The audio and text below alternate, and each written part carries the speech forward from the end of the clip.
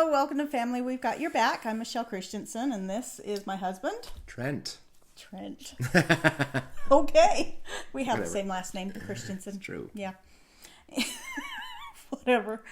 We're kind of in a food coma tonight. We had a fun time going to dinner and book shopping. It's a gift his parents give us every year, and we just absolutely love it.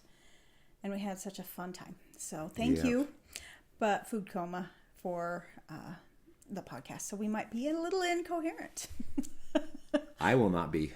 Oh, really? You're past it? Oh. I will not be incoherent. Okay. Oh, no. See. I'll be coherent. Thank you. I appreciate it. Because I know I'm already not. Anyway. So this week I had to replace one of my son's glockenspiel mallets because he is going to be performing and needed the second one. You can't just play with one. No, it's like we don't know what happened to the other one. We don't know. But it's it's a third hand-me-down. It's not like, his older brother had it, and then his older brother had it, and now it's his, and he's like, I didn't lose it. Anyway, whatever. Right. So he needs two. So I went to this local book/music/game store. It's Emporium. Awesome. Love it. Have my whole life loved this store. Yeah. Because it's got so many awesome, cool things and just funny things.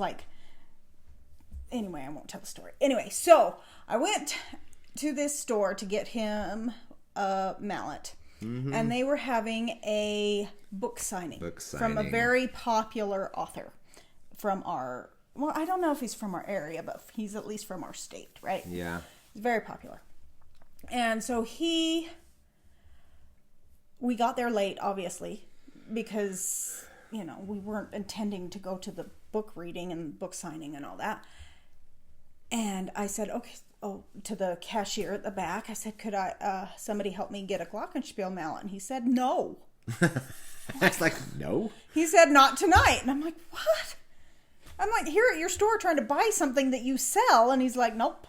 I was like, what? Yeah, it's bizarre. So bizarre. He's like, there's not enough people here to help. I'm like, are you kidding me? Not all hands are on deck tonight? This huge event, and there's you here.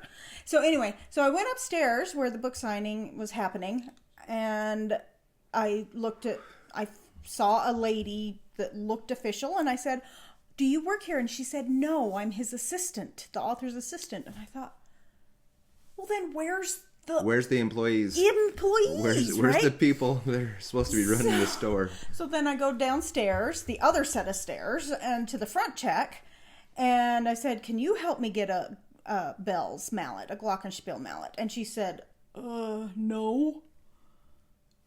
It's just the two of us. I'm like, are you... Yeah, so... And so I said, can you call the owner? Is the owner here? They're like, yeah, she's here. I'm like, could you call her? So she called her. It's such a weird thing, This is she bizarre. called her, and there was no response. And I'm like, what is wrong with these people? I'm trying to buy something from your store, and you are so understaffed that you can't sell me what I'm there to buy that you sell. I was like, this is the dumbest situation I've ever found myself in. I almost turned into a Karen, right? I was like, can I see your manager? I'm entitled to this glockenspiel mallet. I was getting more and more upset because then I was looking for a game that, I didn't need someone to help me with. And they had the expansion pack to the game I was looking for, but not the game itself. And I'm thinking, this is the worst store ever! Right? 40 years of good is good. More than 40 years of loving this store, and one night wrecks it, right? Yeah. And so I have to go to a different music store that's closing in a few minutes, and I rush there, and immediately I'm helped, and I get what I need, and I'm thinking, there you go. So, what is the moral of this rambling story? Self-defeating patterns. There you go. Yeah. The purpose of a store is to sell me what they have. Right. So that they can make money. Like, that is the purpose of a purpose. store, right? I work in one. I understand the concept of if you have something and a customer wants it, you get it for them so that they can buy it, right? That is fulfilling your purpose. Yeah. Right? So if you aren't fulfilling your purpose because you are understaffed in some way, then what is the point? Right? Yeah. You know, I was thinking of this happens actually a ton because I'm working in a middle school, right? Right. And Self-defeating tendencies. Kids just, they don't have the right, some kids, right? They don't have those patterns of hard work and persistence and stuff. And so that will actually help them reach their goals, right? And because they won't be using math for their professional life, it doesn't make any. Yes, they will. Everybody uses math for your professional life. We're not going to get into that all. Anyway. But the point is that they think they can see into the future. And I won't need this in my future life. I won't need this in my future life. I don't have to learn it. And regardless of whether they might develop a talent for it. Or enjoy it.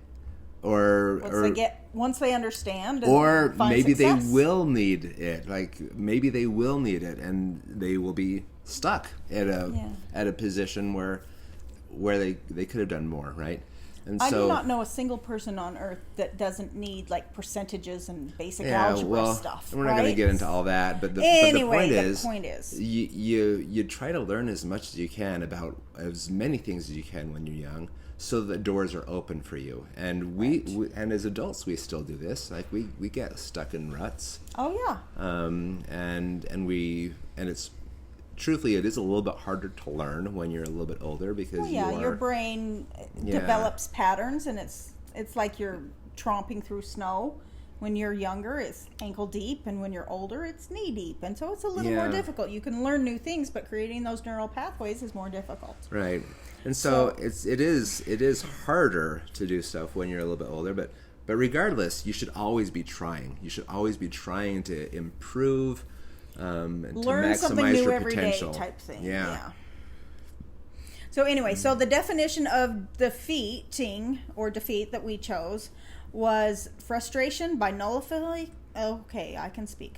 Frustration by nullification or by prevention of success.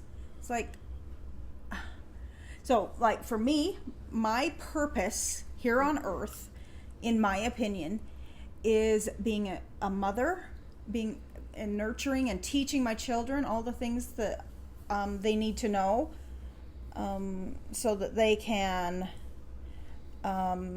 Okay. Are we still going? Something happened to our computer. Okay, we're still going. Yeah. Sorry, that was weird. Something just popped up on the screen, and that rarely happens, so that was weird. But my purpose is being a mother, a wife, a good person, and a teacher. Right. Now, obviously, my teaching is not formal teaching education. Right. But it's more helping families. I know that I am supposed to help people learn how to be in a family. I just know it deep in my soul that my purpose on earth is to help other people have a better life. And I'm choosing to do that through helping them learn how to be a family, right? Right. So, if I chose to be an abusive mother, that would be defeating my purpose completely of being a good mother who's raising well-rounded, responsible, good people, right? Yeah. So, yeah.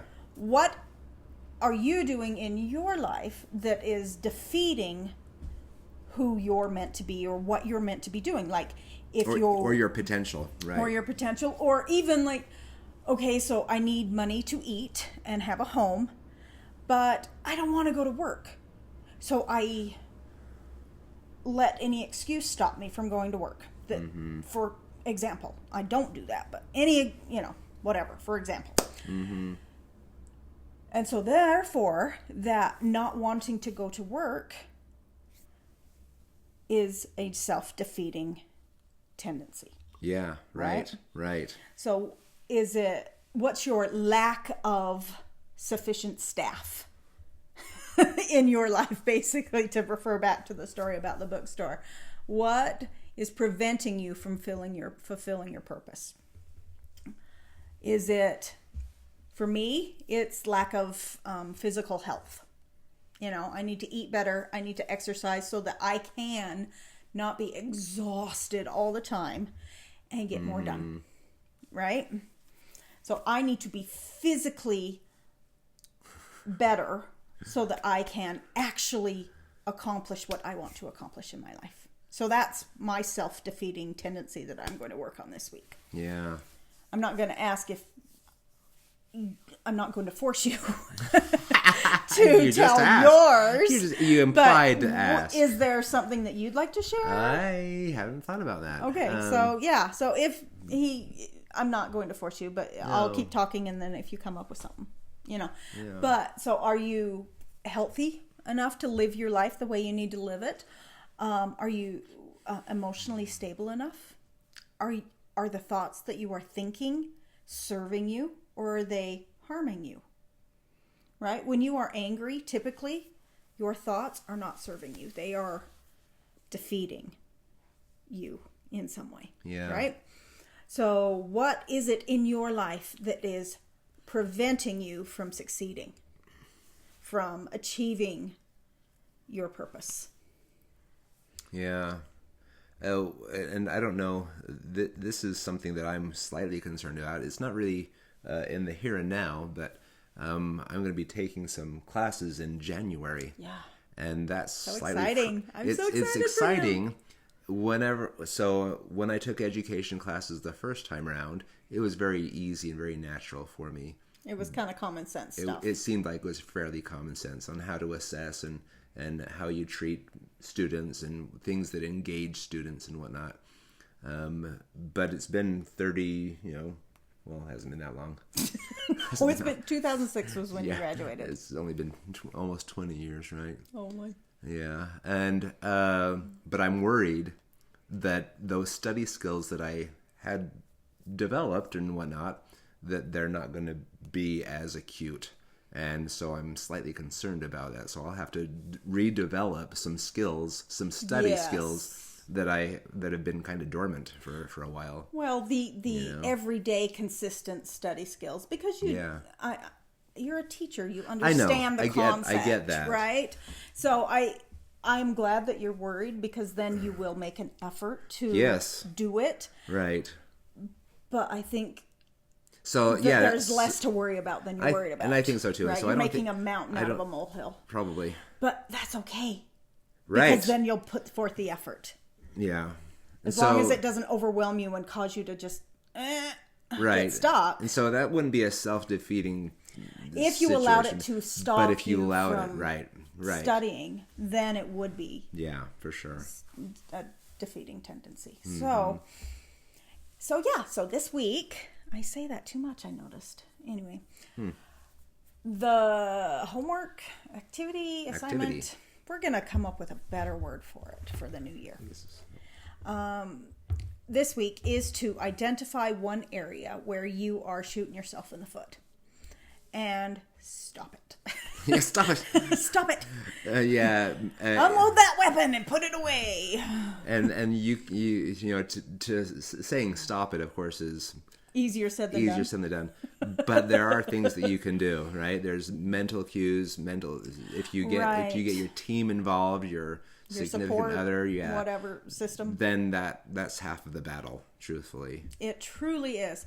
For example, when I started this podcast, I was by myself, and it was not as fun as it is for me to do it as it is to do it with my sweetheart, my partner.